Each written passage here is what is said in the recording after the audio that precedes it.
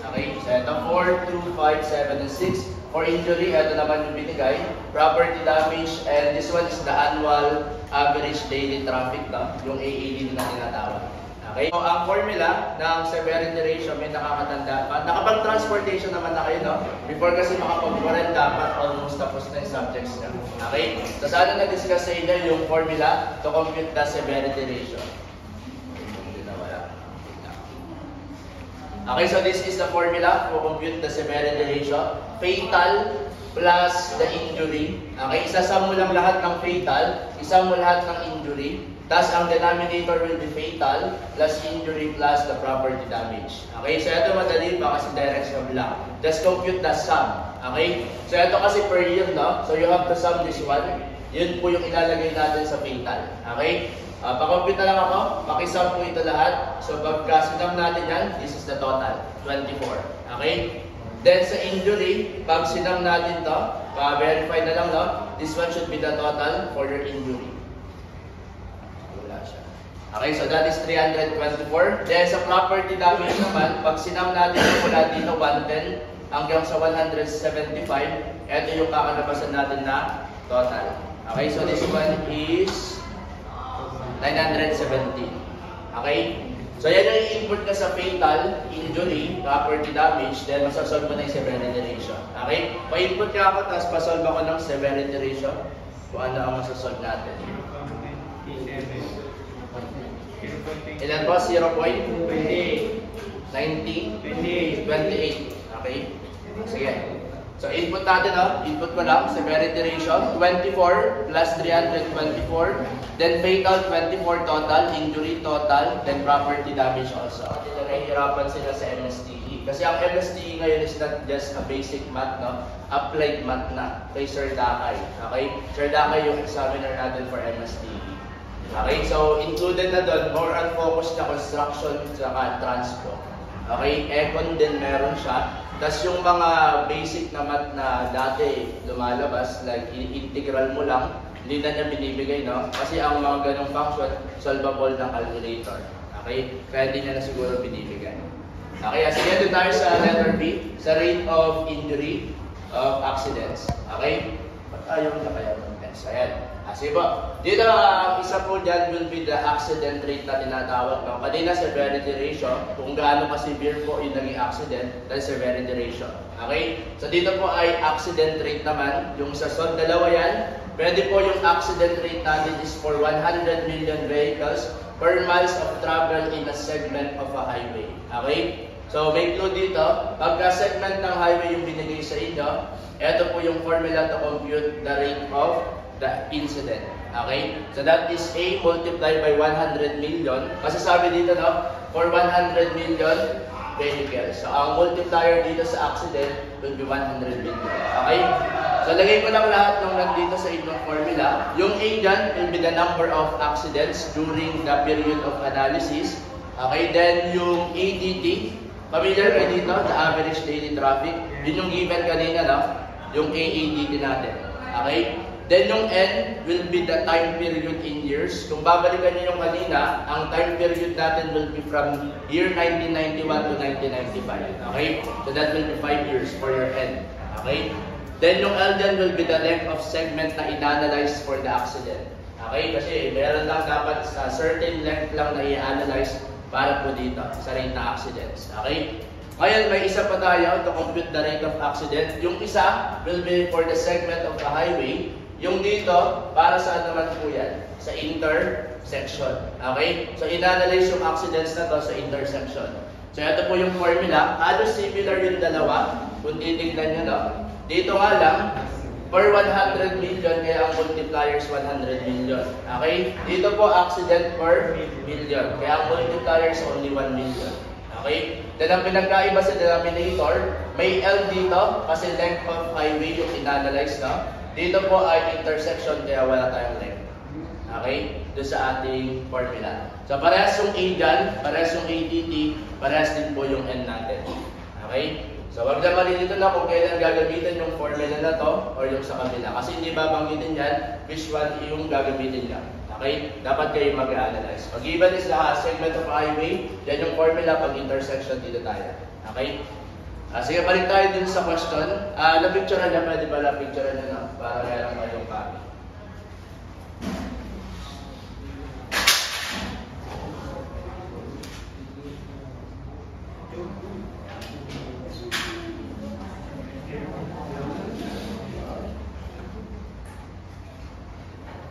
Okay, sige, balik tayo dito. Problem number 1. Doon na tayo sa letter B, no? Rate of the injury accidents. Since dalawa yung formula, then nabanggit ko kanina kung paano mag-identify ng formula to compute the rate of the accidents. Anong formula yung kailangan natin? Yung may 100 million or yung may 1 million na? Yung may 100 million. Bakit mo? Kasi ang binigay sa atin ay stretch of a highway. Okay, so that should be a segment of a highway. So ibig sabihin, ito po yung formula natin. Okay? Sige, eto na, binalik lang natin. So, ito yung isa, ito yung pangalawa. Okay, tanggalin ko ito kasi ito yung kailangan nyo.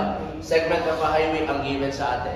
Okay? So, direct sum lang naman dito. Since yung accident nga lang, kailangan mo i-identify based on problem. Dito ang accidents na kailangan lang yung injury. Okay? Tatlo yung accident na binigay, no? Fatal, injury, and property damage. Saan lang meron ditong injury? Yung isa, ito na, no? Yung sa injury. Yung total that is 324, yun na i-input mo doon sa A. Okay? 324. Doon ba sa fatal may na-injured ba doon?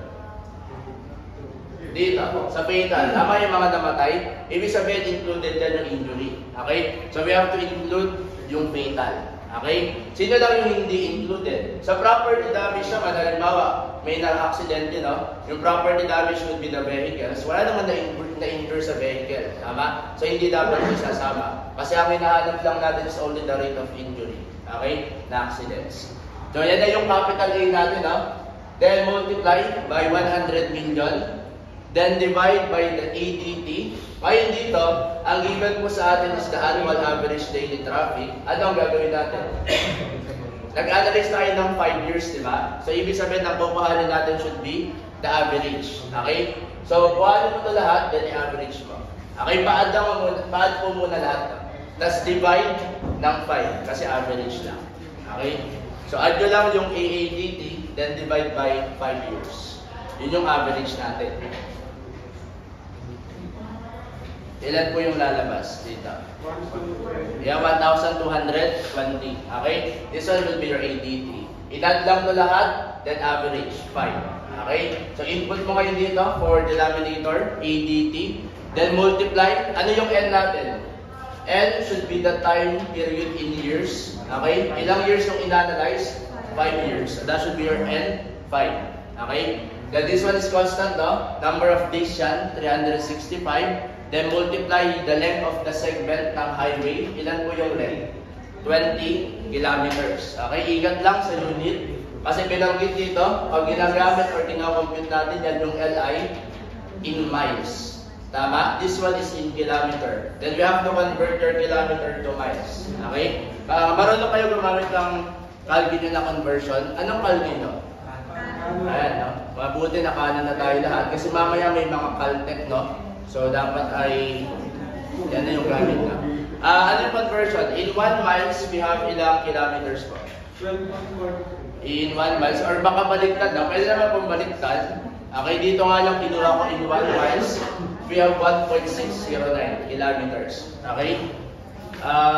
Makikita nyo yun sa conversion ng calculator. Wait lang ko, naging calculator. Dito na, sa conversion, yung CONVT. Yun lang pindutin nyo. Input ka ng 1, then pindutin mo to convert from kilometer. In 1 kilometer, piliin mo yung km dyan. May km na lalabas, no? Tapos, ilipat mo dun sa mile. Okay, so yun dapat yung lalabas mo sa atin. In 1 mile, we have dito. Input ka ng 1, tapos ko-convert tayo, no? In 1 kilometer, tapos papunta ng miles. Or baliktad tayo, in 1 miles tayo, input nyo yung 1. Okay? Tapos pindutin nyo to, yung CONVT sa CalQ. Then, ilagay mo sa mile.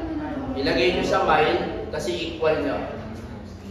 Tapos, lipat nyo dun sa kilometers. Nakuha? Na 1.609.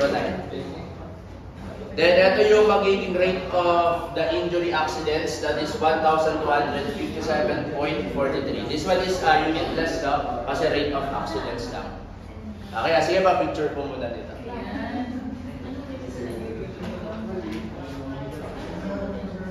Ay, nawala.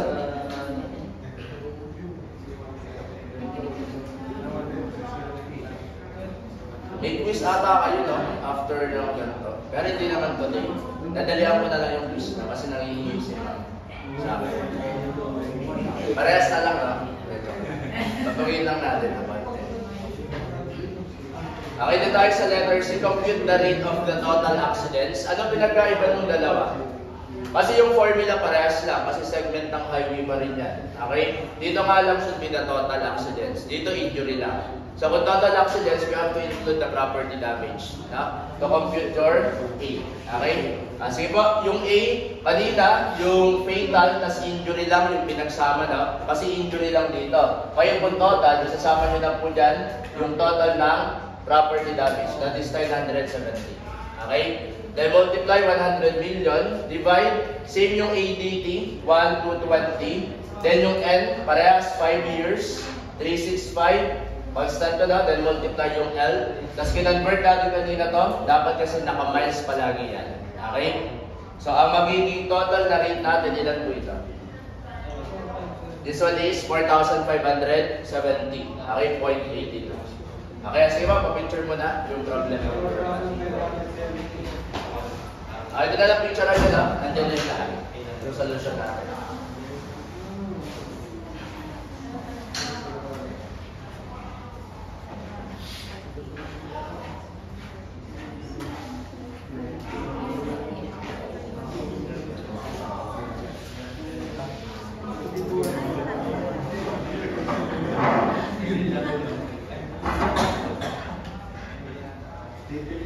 Okay na, sige dito tayo. Design naman sa paper or naman sa timer.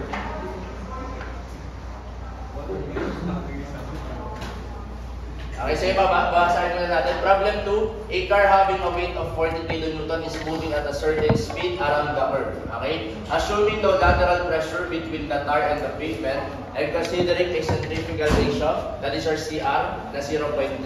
Letter A is to compute the force that will need or tend to pull the car away from the center of the curve down. Okay? Then letter B, if the degree of the curve is 4 degrees, determine the maximum speed that the car could move around the curve. Then last one is to compute the angle of the embankment to provide for this speed if the resistance or the speed resistance is 0.12 na. Okay, sige, bigay ko muna yung concept bago natin sagutan, no? So, let's say ito yung ating car. Umiikot daw siya in a circular motion, no? Yung ating car, tapos may embankment, that is our theta. Okay? So, when a vehicle moves in a curve, there are two forces acting. Okay? Ano yung isang force na makikita natin dito? Kung meron tayong car, automatic naman yan may weight. Okay? May bigat yung ating kotse. Okay? Then yung weight dito, that is always downward gravity load. Okay? So, nandito yung ating weight. Then, kapag umikot yan in a circular motion, ano pa po yung force na meron tayo dito? Yung centrifugal force. Okay? Di natin pwede mamali yung direction ng centrifugal force. Yan po lagi ay papunta saan? Kanan or kaliwa? Papunta yan sa kanan. Okay? Yan po yung pumipigil doon sa kotse para hindi malaglag. Okay? That one is our centrifugal force. Okay, so i-define natin or ang hinahanap, yun yung hinahanap for question 1 kasi ano daw yung force na kailangan, no? Para ma-move natin ito, yung in a circular motion. Okay? So, ang centrifugal force acts in a horizontal direction, radially outward, palabas. It has a tendency to push the vehicle off the road or in the outward direction.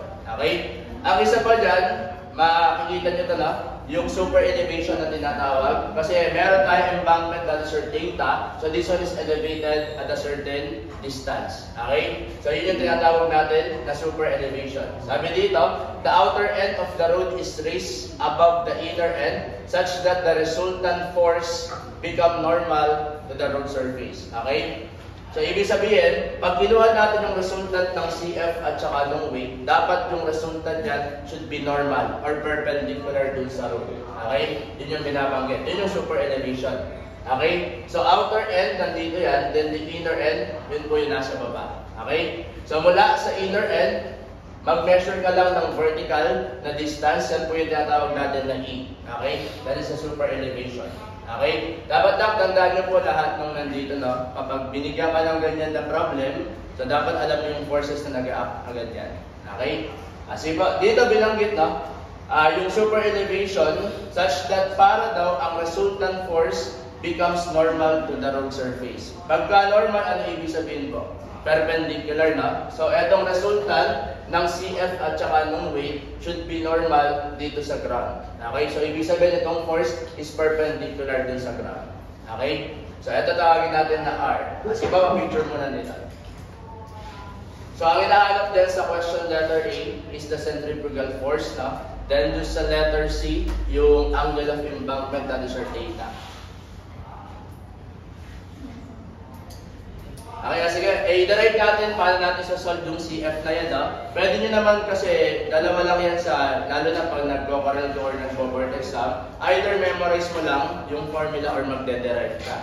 Okay? Kung di ka magaling sa pag-memorize, then derive the formula. Okay? Pero kung di ka magaling mag-derive ng formula, then memorize the formulas. Okay? Dalawa lang yun, no? Sa ating board exam or sa inyong corel. Okay? So, ito po yung centrifugal force ay since may acceleration tayo, no? Then, ang kailangan natin will be the Newton first law of motion, okay? That mass multiplied by acceleration lang. Dito manggagaling, okay? Since nag-accelerate yung kotse. Yung F dyan, that will be the centrifugal force, okay? Then, yung mass, tama po ba yung mass ay pwede natin palitan, okay? Kasi ang mass natin, ano po ba ang mass natin? Equivalent saan dito? Weight divide, or yung weight na lang is equals to mass multiplied by gravity. Okay? To compute your mass, this is simply W divided by the gravity. Okay? So we can change your mass ng naka-weight. Okay? Kasi may weight tayo doon. So weight divided by gravity. Pinalitan yung M.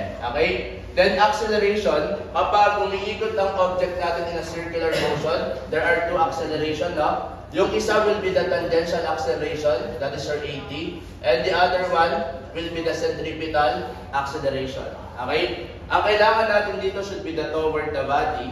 Okay? Kasi CF yan. Then ang kailangan mo should be the centripetal acceleration. Okay? Take note, ang centripetal acceleration, that is V squared over R. Okay? Then we can change your acceleration, V squared over R. Yung R po dyan should be the radius and yung V should be the velocity. Okay? Simplify pa natin yan. So yung CF, pwede nyo itong tandaan na lang kung ayaw nyo po mag-derive from first law ni Newton. Okay? So CF is just equated to W times V squared over GR. Okay? So ito rin po ay pwede rin palitan kasi ang V squared over GR natin, okay, kung nare-recall nyo po before sa inyong transport highway, ito po yung tinatawag natin na centripetal ratio. Okay? So take note, the centripetal ratio is equivalent to V squared over GR. Okay? Kasi ito yung given sa atin sa problem. Centripetal ratio. Okay? Pakitandaan lang po na. Kasi ba, palitan natin, yung centripetal ratio is just equated also to CF. Yung W binaba lang, no? So CF divided by W. Okay? So kung ang CR natin is also this one, pwede mo rin equate na sa V squared over GR. Okay? So kung titignan nyo po yan, yung sa CF, pag gumawa tayo ng triangle, nandito yung CF, no? Pwede natin ilipat yung CF dyan. So ito rin yung CF nyo. Okay? So ito po ay nasa right triangle, tama? So pag ginawa natin yan, gumawa ako ng triangle function, tangent theta is equated to opposite, that is your CF, divide by the adjacent of your theta, that is your W. Tama? So, ang CF divided by W is also can be equated to tangent theta. Okay? So, pakitandaan lang, no? Pwede mong gamitin ngayon ito, yung formula sa yan to computer questions. Okay? Kasi ba, paki-picturean muna. So, ang mahalaga dyan, yung formula ng centripetal force, ito yung CF, centripetal force, and this one is the centrifugal ratio. Okay? Kasi ito yung isang hinahanap sa question din eh, yung ang embankment. Okay, na angle.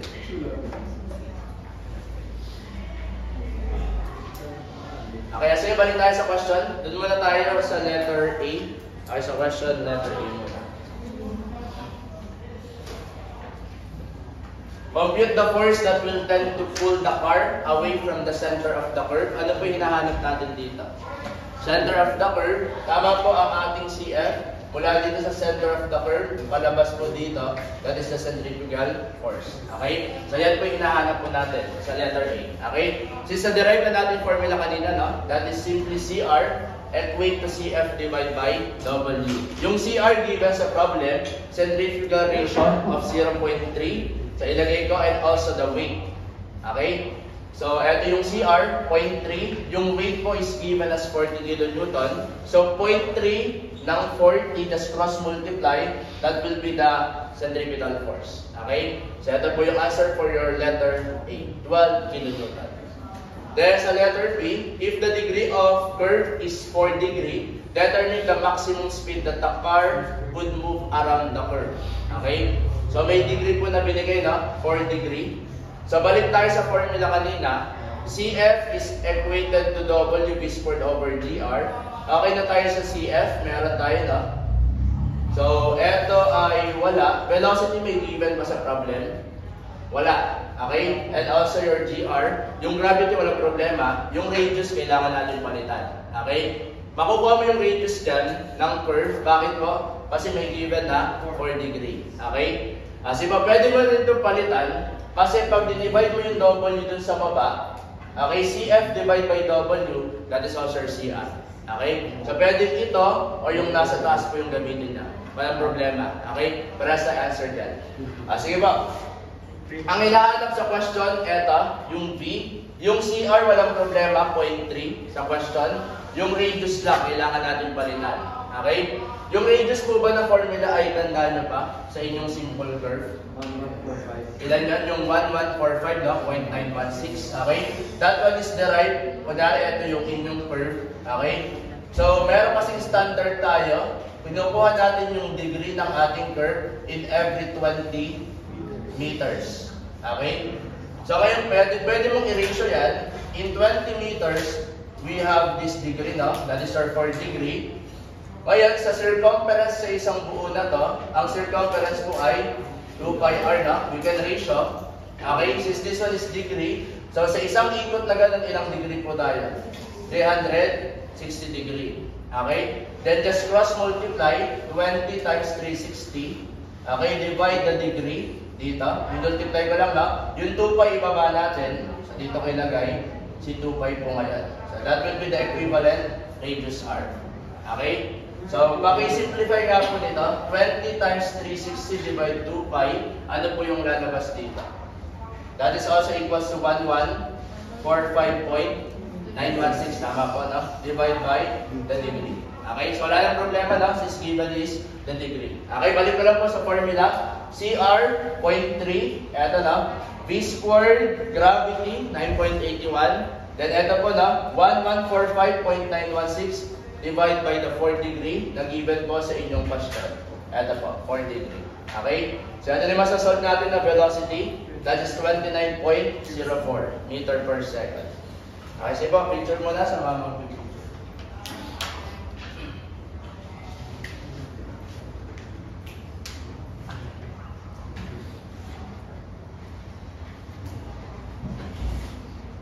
So dito, madadalian ka sa mga ganyang questions kapag memorize nyo po yung formula, no?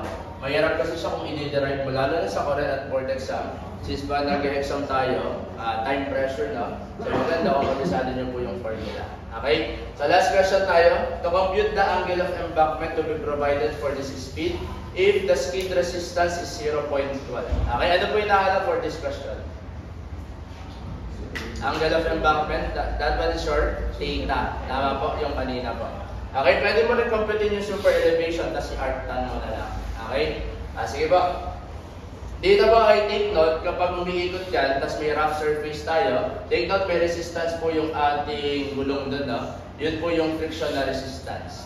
Okay? So kapag papunta dito yung motion, yan po. So ang resistance natin opposite to the motion, nandito po, yung friction force. Okay? Kasi po, i-derive lang natin. Kung may friction force kasi yan, kung nare-recall nyo po ang ating friction, that is your mu. Tama po, this one is also equivalent to tangent theta. Tama po? So, i-arctan mo yung given na coefficient for the friction, masasolve nyo yung theta, no? Kaso dito po ay magkaiba po yung angle. Palitan ko na lang ito para di tayo malito. Alpha. Okay? Yung angle dito, yan po yung sa embankment. Ito pong sa alpha na yan po yung manggagaling saan? Sa friction. Okay? Kasi kung may friction yan, yung magiging total po natin na resultant dito ay hindi na po dyan. Kasi etong R po na to is only the resultant of W and CF. Okay? Pag in-include mo yung friction dyan, medyo po mag-iiba yung ating resultant. Okay? So ito po yung tinatawag natin na alpha. Okay? That is the angle or angle of friction na tinatawag.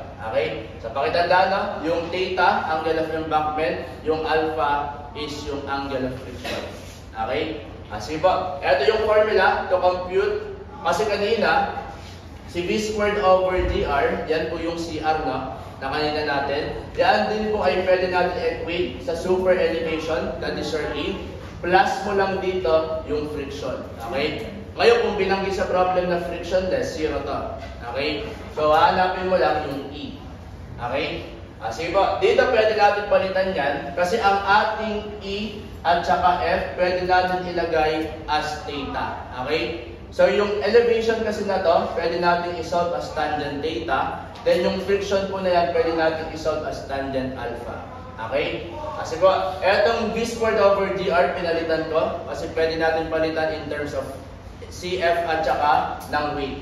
Okay? Ngayon, sa inyo pong trigo function, kung nare-recall nyo, no? Kapag may dalawang angle na pinagsasum, okay, ganito po yung magiging trigo function natin. Nare-recall nyo po ito?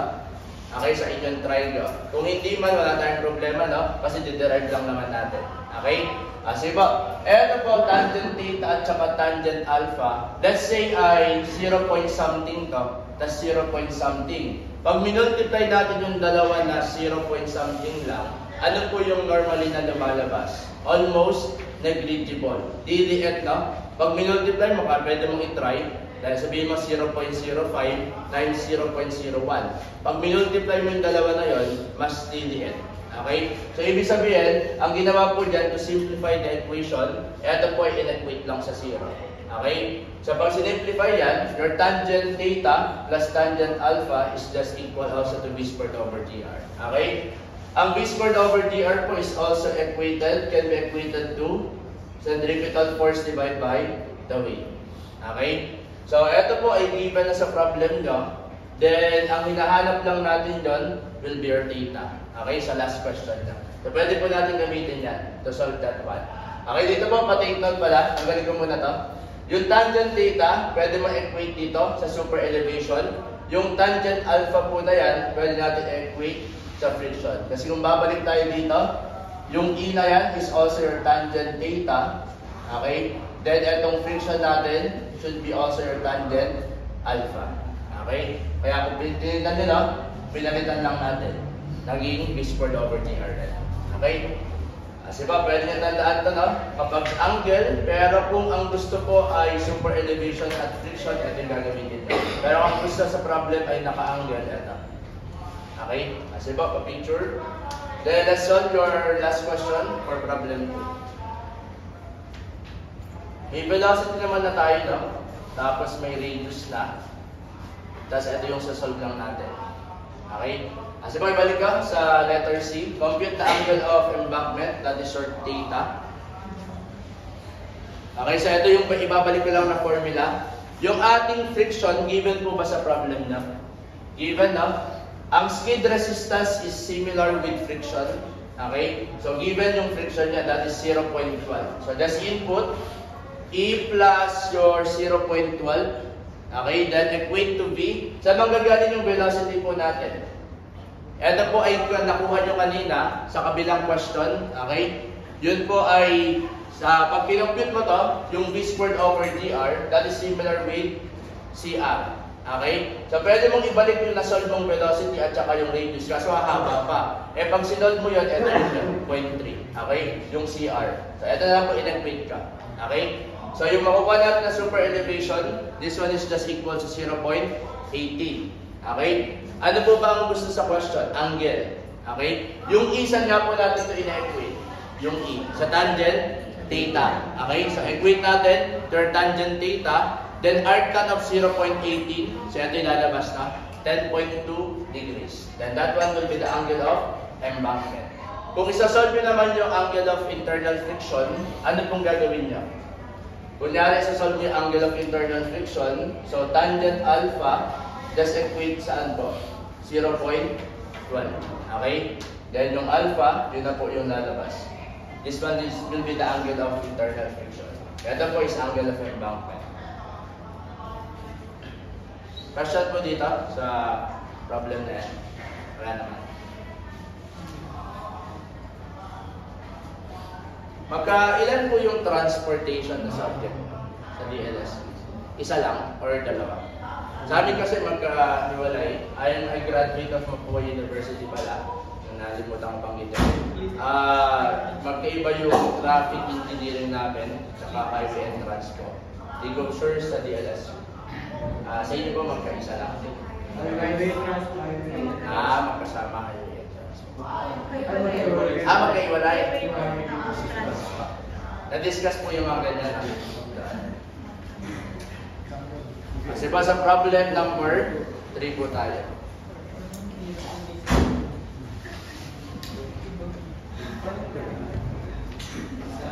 Okay, so a vehicle weighing 15 kN passes through a highway curve having a radius of 120 meters and an angle of embankment equal to 9 degrees.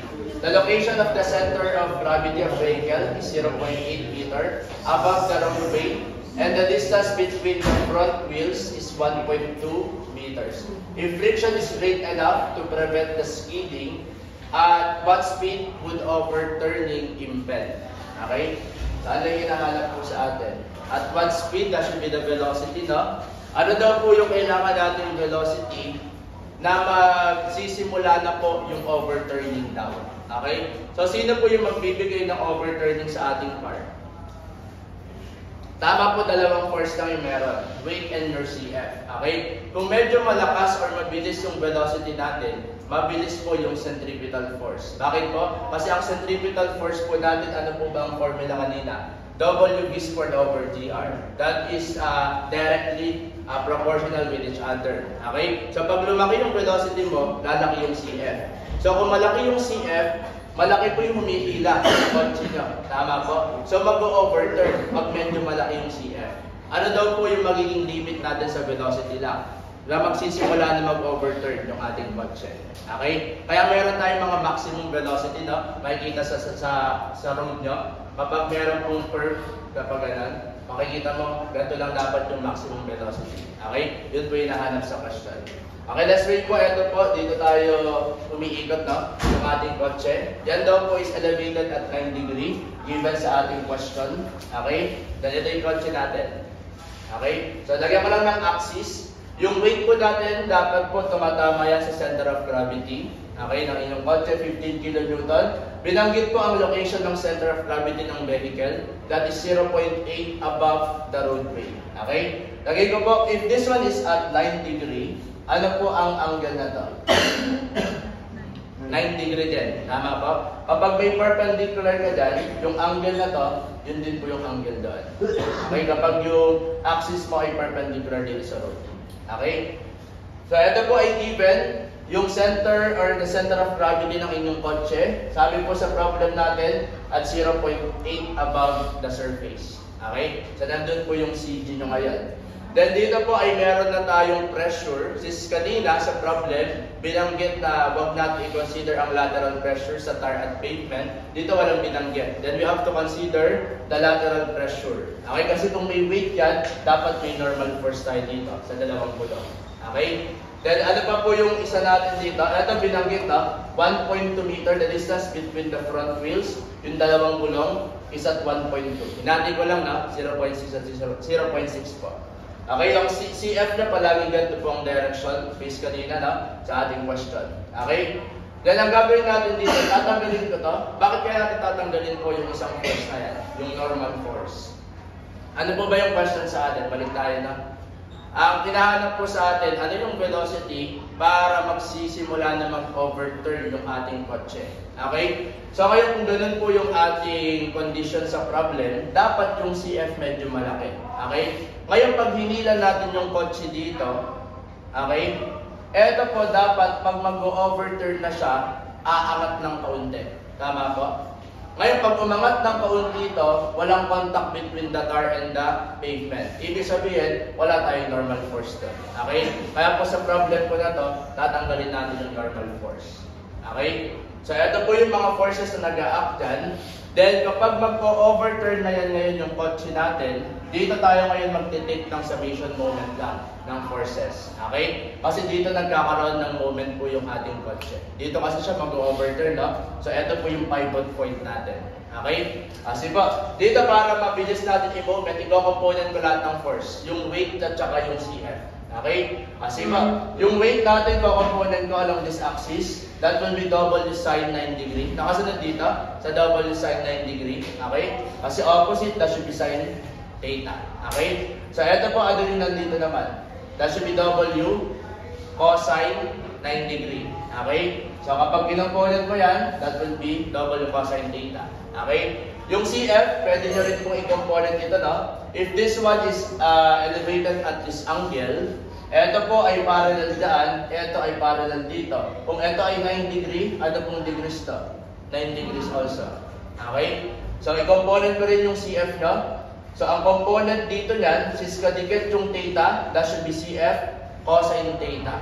Okay? Basta kadikit, cosine yan. Ito po ay hindi kadikit yung theta. Then, pag kinomponent ko itong CF along this axis, that will be CF multiplied by sine theta. Okay? So, ang goal muna natin masolve po dito, what should be the centripetal force? Okay? Para masolve yung CF na yan, since given naman yung weight, just take summation moment at this point. Kasi kung mag-overturn na yung ating sasakyan, aangat ng kaunti, this one will be the pivot point.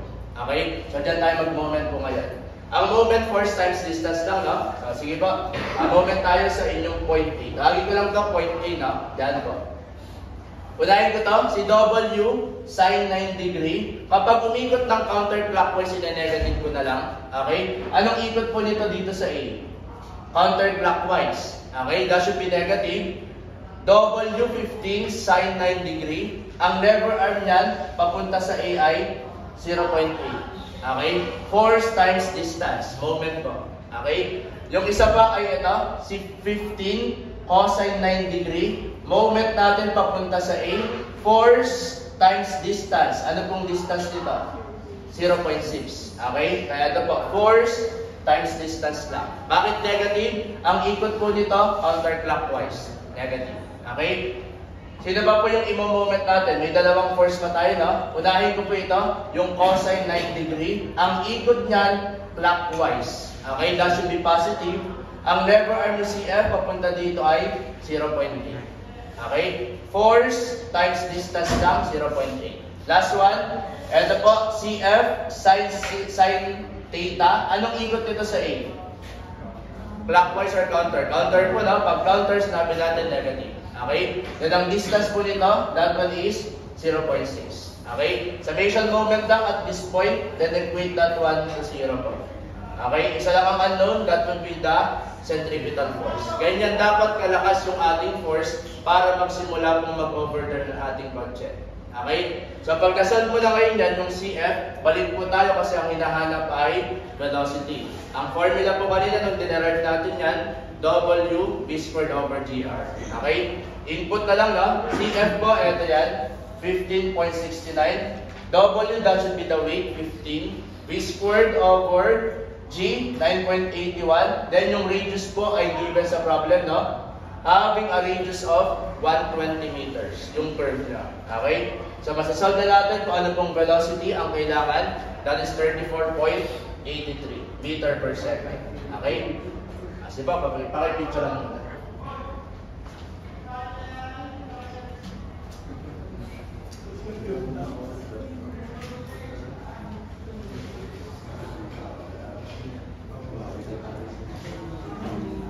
Mahirap siya kung hindi natin ma-imagine, no? Yung gustong condition sa problem.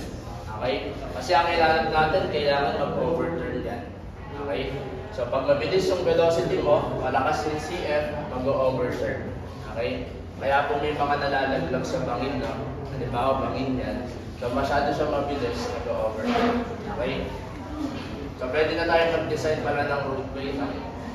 Hanggang velocity na. Okay? Pag may nakita po kayo dun sa radius, sa curve, no? Saan ko nakakita ito normally? Dito ba sa Tagaytay may ganyan? Wala natin masyado. Yung curvature or naka-curvature yung road natin. Okay? Narinig ko kanina ito lang sa isang estudyante dito.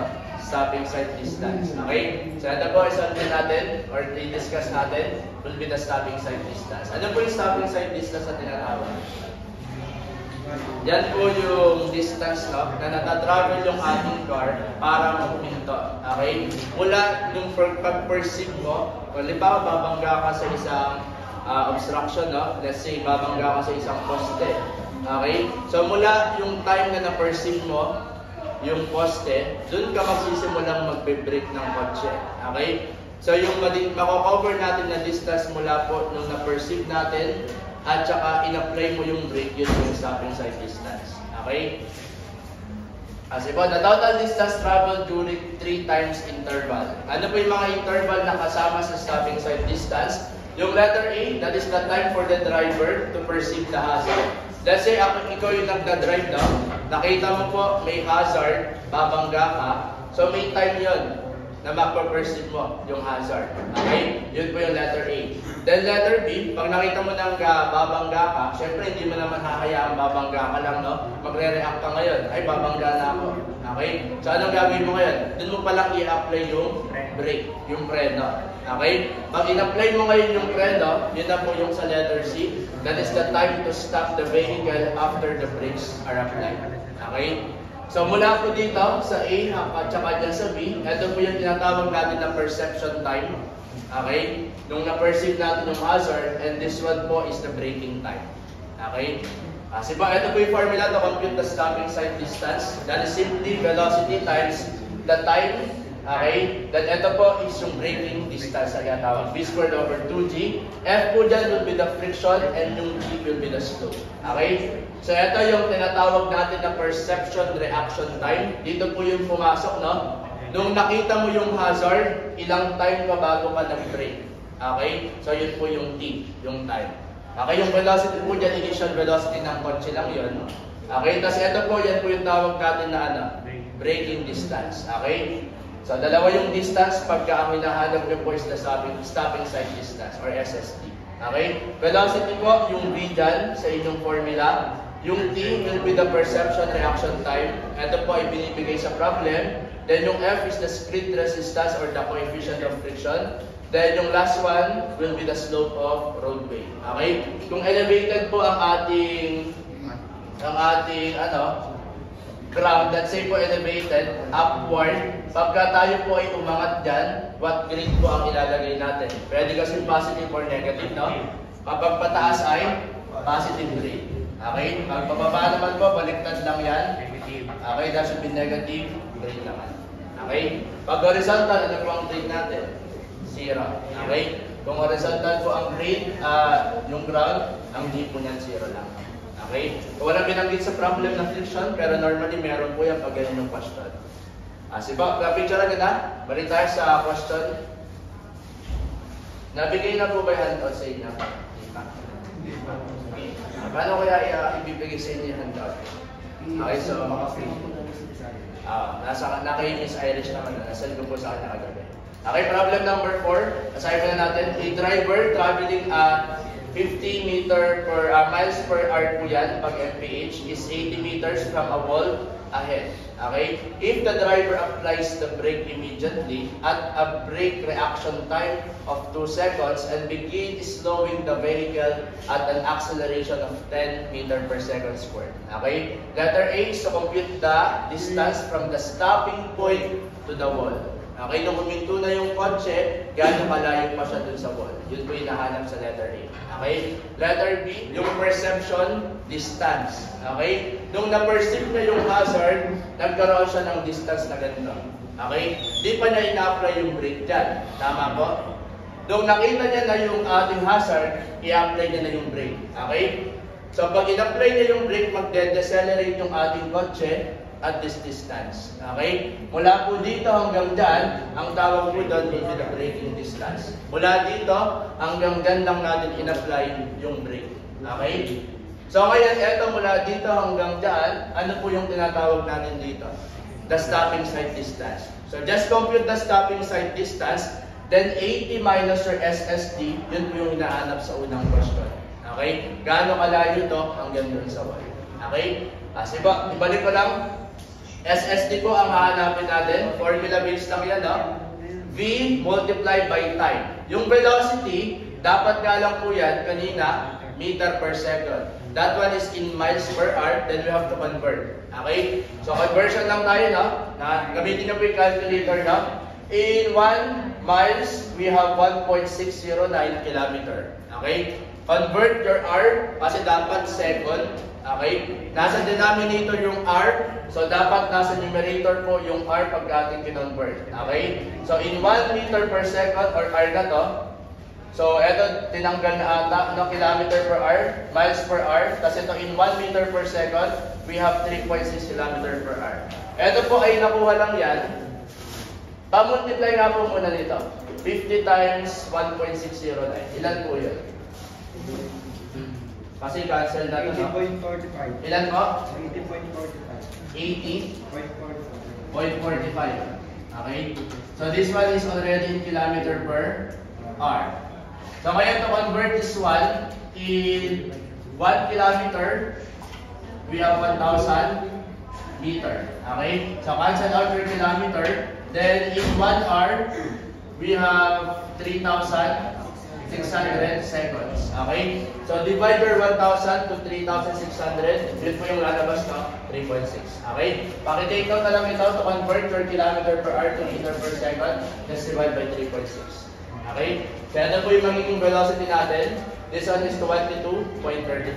Dapat kasi, pag ini-input mo yan sa formula na to, naka-meter per second. Okay? Sibo, ibalik natin. Velocity, 22.35. Your time, ano po ang time na na-perceive natin? That is 2 seconds. Okay? Then plus v squared, velocity, divide by 2g. Okay? Yung ating g, 9.81. Yung f, meron po ba tayong f? Wala, no? Wala pang given sa problem. Yung grade natin, horizontal, no? So 0 to, yung grade. So ang kulang lang natin, ano yung f. Okay? Pero given po kasi is acceleration, tapos hindi friction yung binigay sa atin. Okay?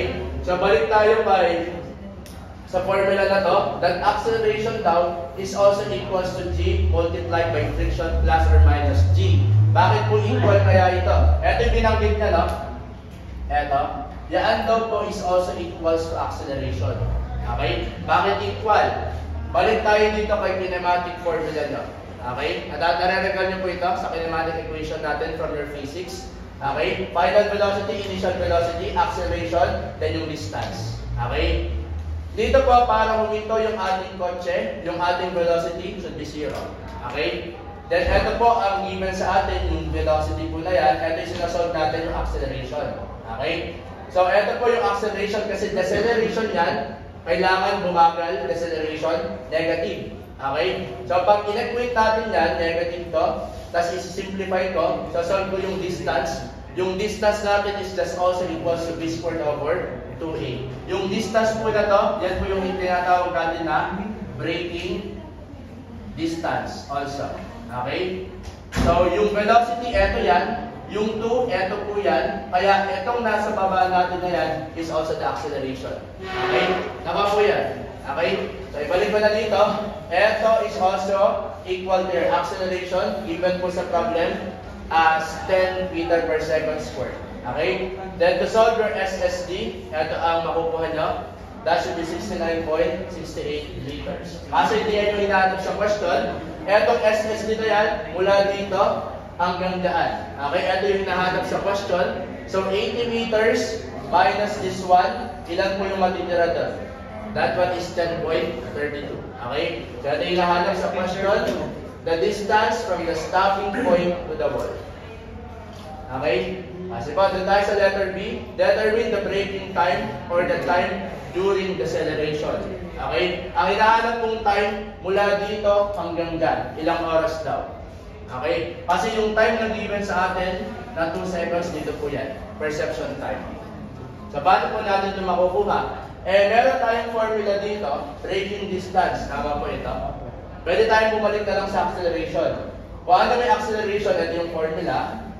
Yung time pag-solve nyo naman, that is simply velocity divide by, ito po ay gravity, multiply by friction plus or minus yung brake. Okay? Bakit po ganyan yung ating equation? Balik tayo kay kinematic ulit. Yung VF, nung huminto na siya dyan, 0 yung final velocity. Then the initial velocity, nandito po yan. Okay? Yung acceleration is given, then ito yung hinahanap mo, yung time. To solve your time, simply velocity divided by acceleration. Okay? So kung ito ay velocity, ito acceleration. Pwede rin yan. Okay? Kaso given naman na agad yung acceleration. So yung velocity, just divide by acceleration. Yun po yung time or the braking time. Okay? So ito po, ang lalabas is 2.24 seconds. Okay? So mula daw po dito, nung nag-apply ka ng brake hanggang dyan, 2.24 seconds na. Okay, so dito po baka hindi familiar yung iba. Ang formula po, pag binigyan kayo ng efficiency ng brake, okay? So ito po is just equal to actual friction, yun yung F sa problem. Then ito po yung hinahanap na average. Okay? So actual friction divided by F na average, that will be equivalent to EF po, or the efficiency. Okay? Given po yung inyong efficiency, pasok po lang tayo ng F. Pero masasolve natin yung F. Kasi ang acceleration po is given, tama? Then yung gravity, 9.81. Friction yung hinahanap, since naka-horizontal tayo, ang green ay 0. Okay? So this one should be the friction. Okay, 1.02. Bakit po ulit naging acceleration natin? Yung alin po? Given po sa problem, yung acceleration. 10 meter per second squared. Okay? Pag ganito po yung ating unit, this one is in acceleration. Okay, meter per second squared. Okay, so pag may F na tayo, babalik lang po natin ito, EF, that is in 70, given sa problem. Efficiency of 70. Okay? Then yung F, that should be the actual sa problem nyo, 1.02. Then average. Ito yung sinasolve nyo po, yung ating average. That one is 1.46. Okay, sige po, pa-picture mo lang. Question po dito.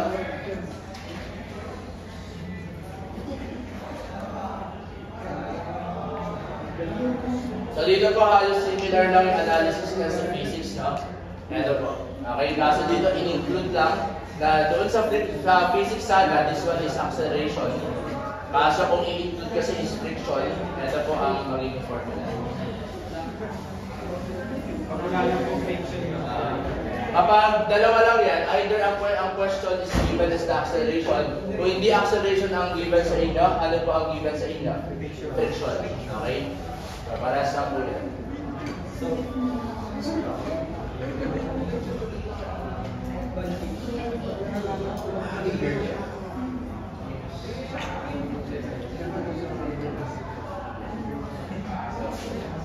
Okay, so problem number 5, you are shown an accident scene with a vehicle and a light pole.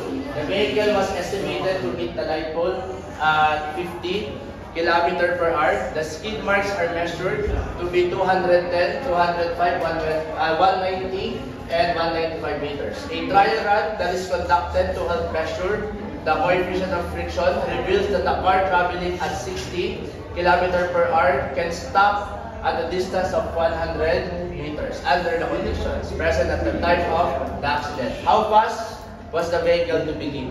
Okay? Bago daw po i-apply yung brake, tama? Ano daw po yung velocity na initially? Okay? Kaya nyo itong masagutan. Try nyo nga po, kasi may choices naman tayo na A, B, C, D. Okay? Try nyo lang po. SSD is just equals to velocity times time, Tapos, braking distance is just V squared over 2G plus F plus or minus gravity. Yung G na slow. Tatry nyo or ako na magtatry? Letter A daw, 105. Mag-guess na lang tayo, no? Pag hindi po masagutan. Ilan? 105 kilometer per hour.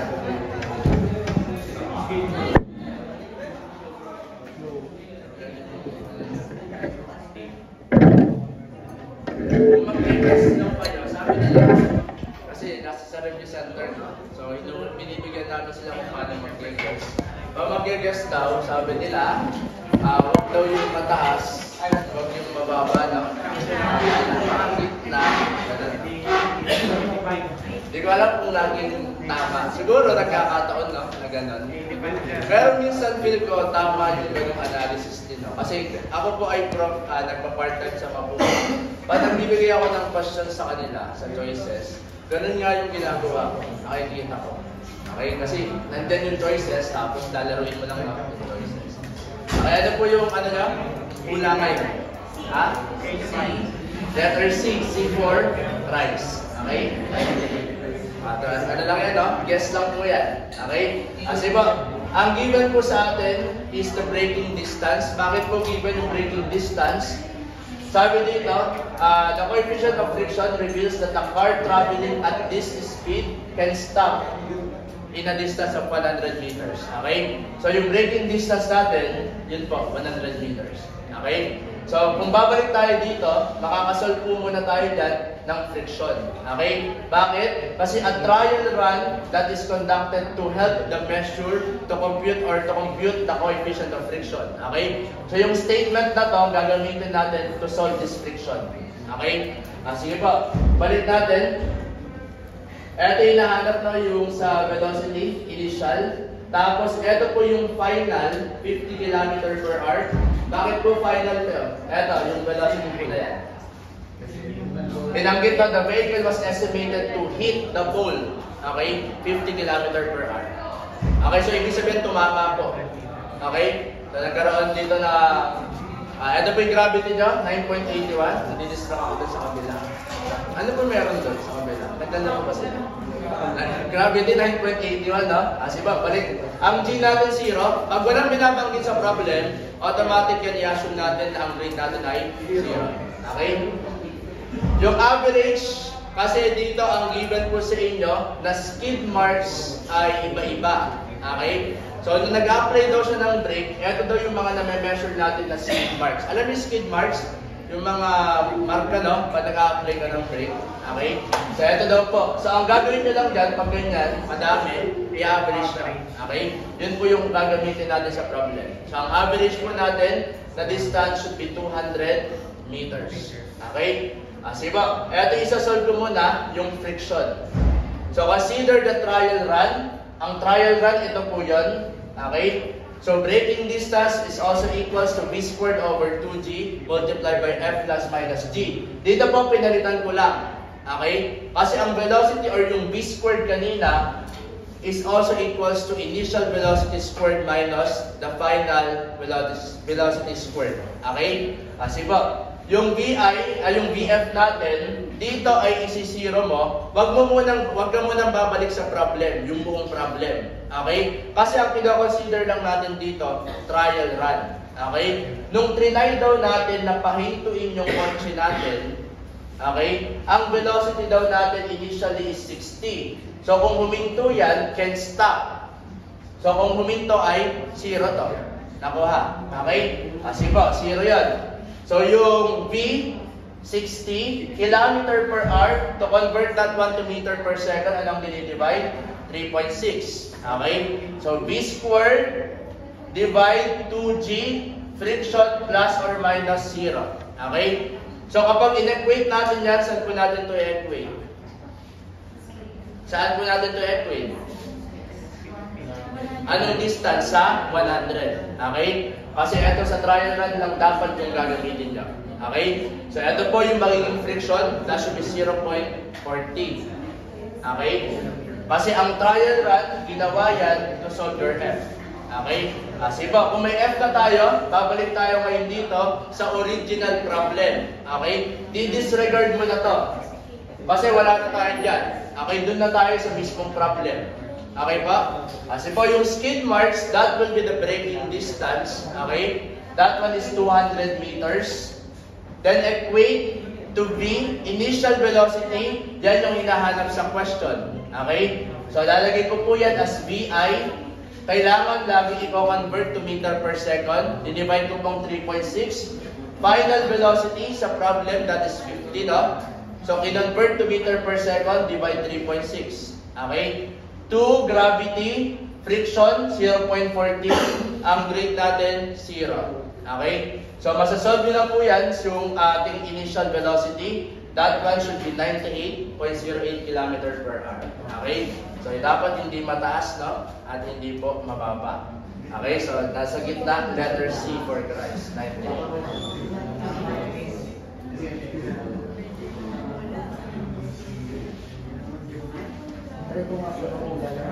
So, pag hindi magaling sa solving, tayo magaling sa hula. Dalawa lang yun, no? May question po dito. Huwag tayo malilito dito, no? Baka sasabihin nyo, nagkapalit-palit po yung velocity. Okay, dito po ay trial na lang muna. So, yung second statement lang yung titignan, tapos dito po yung mismong problem na. Okay, yung mga kinuha natin. So, last question for transpo na set natin. After this one will be construction. Okay, so sa iba, problem 6. A turnout has a frag with the following data. Frag angle. Okay, hindi po yan palaka, no? Iba po yan sa transpo. Okay, that is at 5 degree. Hill spread 311. Toe length is 1,820. Letter A is to compute the frag number. That is your Fn. Letter B, the length of the hill. Then letter C is the total length of the turnout or the frag length po ito. Okay, so ibigay ko muna sa ito yung concept ng turnout. Ang turnout po, makikita natin yan sa relas ng inyong train. Okay? So kapag may train tayo, tapos pupunta siya sa kabilang track at different direction, ang makikita po natin doon is turnout. Okay? So ito po yung turnout na nakikita niya. Nakuha? Sa relas po yan ng train. Halimbawa, nandito yung train natin, LRT, no? Pupunta siya doon, so yun po yung turnout natin. Okay? So, frag permit the wheel flagless to cross opposing rails in turnout and crossing. Ang mahalaga lang po dito, alam mo i-identify kung ano po ito, yung toe length, yung frag length, ano pa? Ito pong frag angle, heel spread, okay, tsaka yung heel length. Kasi ba, tingnan natin ito na parang palakarin yung itsura niya, kaya tinawag po na frag. Okay, so ito po yung ano ng frag natin, yung para nagpaalya, no? Tapos nandito yung body ng ating frag. Okay? So, ito po, kapag nakita tayo dyan, yung intersection po na to, mula po dito hanggang dyan, ang tawag po natin doon will be the heel length. Okay? Ito, mula dyan hanggang dito, actual heel length. Kaso may theoretical tayo. Ang theoretical po kasi dapat pointed. Okay? So, kung pointed mula doon, hanggang dito will be the theoretical length. Yun po lagi yung binibigay sa problem. Kasi pag nagsasolve tayo, only theoretical. Okay? So, ito po, pakitandaan, mula dito hanggang dyan, theoretical length. Pag tinignan po natin dito, mula sa kaliwa, ang kaliwa po na yan, ang tawag dito will be the toe spread. Okay? Gaano pa spread po ito, yung toe niya. Okay? Mula sa toe spread hanggang doon, sa heel spread, ang tawag po natin will be the frag length. Okay? Or that is also the length of the turnout. Yun yung letter C na question kanina. Okay? Then, mula po dito sa point na yan, hanggang doon, nabanggit ko kanina, that is the heel length. Okay? And this one will be the heel spread. Tapos yung angle po dito, okay, yung angle between yan, ang tawag po dyan will be the frag angle. Okay? Kasi pa, babalik ko na doon sa inyong question.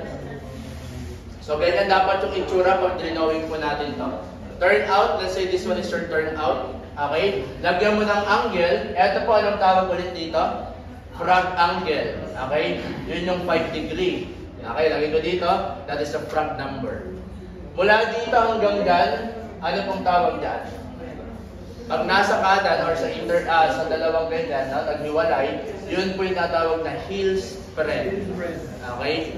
Ang toe spread po dito sa kabila. Okay? So, mula dito sa tip na yan, hatiin natin yung dalawang length. Ang tawag po dito will be the toe length. Okay? Pagpapunta ka sa toe, toe length. Pagpapunta ka dun sa heel, anong tawag po doon? That should be the heel length. Okay?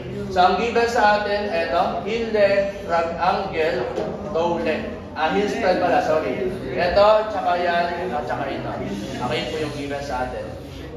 Sige po, to compute the frog number, pakitake note ng formula, okay? That is simply heel length divided by heel spread. Okay? Heel length, eto po yan, then divide ng heel spread. Pero, kung walang given, ang heel length ba given? Hindi. Ang heel spread lang. Okay? So, hindi natin masasolve initially the frog number. Pero may isang formula to compute the frog number in terms of angle, or the frog angle. Okay? That is 1/2 multiplied by cotangent theta over 2. Okay? Sige po, yung theta, walang problema, that one is given, then we can compute your frog number. Okay? Just input your theta, that is 5 degree, 43 minutes and 29 seconds. Okay? Pag sinolve niya sa calculator, wala kang makikita cotangent, no? Ano pong gagawin niyo dito? 1/2 multiplied by 1 over tangent. Okay? Mapalitan mo ito ng 1 over tangent. Theta over 2. Okay? Ano pang lalabas? Pag sinolve natin, kayo na lang po mag-solve. Ano po ito? This one is, ilan mo? Unitless ang frog number. This one is equals to 10. Tama po? O-check na lang kung similar yung nasolve nyo po sa frog number. 10. Okay na. Sige po. Frog number ay 10. Last one, dito muna. Length of the heel. Length ng heel. Ito po. Okay? Ang frog number mo 10. Heel spread given. Then makasolve mo yung HL dyan. Okay? Yung sa frog number, yes po. Okay? Depende rin naman yan sa choices, no? Sa Corel po ba may choices kayo? Hindi ko kasi sure sa inyo. Dapat kasi, tama. Dapat kasi ang Corel similar with board exam, no? May choices ang board exam, dapat ang Corel meron. Okay? Sige po, frog number, ibalik ko lang, no? That is 10. Then, ito yung sinasolve nyo, yung heel length. Dito po tayo bumalik ng formula. Then, yung heel spread, given, 311. So, this one will be the heel length. That is 3,110. Okay? Millimeters, depende lang yan sa choices kung ano pang unit. Okay, last one is the total length of turnout. Ano lang po ang gagawin natin for letter C? I-add lang, no? Kasi mula po dito sa toe hanggang dun sa ating heel, yun po ang tawag natin na total length. Or the frog length minsan. Okay? Pag frog length, ito po yan. Toe length, that is 1,820. Given po sa problem, no? 1,820. Then yung ating heel length, ito po yan, 3,110. Okay? So yung frog length po natin, or the total length ng turnout, is 4,930. Okay? So pag ganyan yung question, you can back solve, no? If given dito, let's say sa